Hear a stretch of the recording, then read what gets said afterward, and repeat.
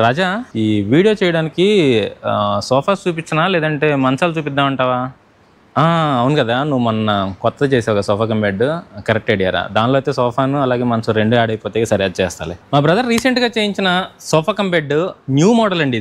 ఇది సోఫా లాగా కనిపిస్తుంది కదా, బెడ్ ఎలా అవుతుంది అనేది మీ డౌట్. నేను చూపిస్తానండి మీకు. జస్ట్ ఇలా ఓపెన్ చేస్తే మీకు ఒక చిన్న స్టోరేజ్ బాక్స్ కూడా అవైలబుల్గా ఉంటుంది.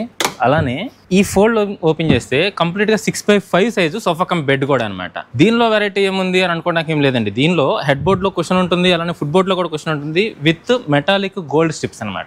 దీని సైజ్ వచ్చేటప్పటికి 6x5 సైజు.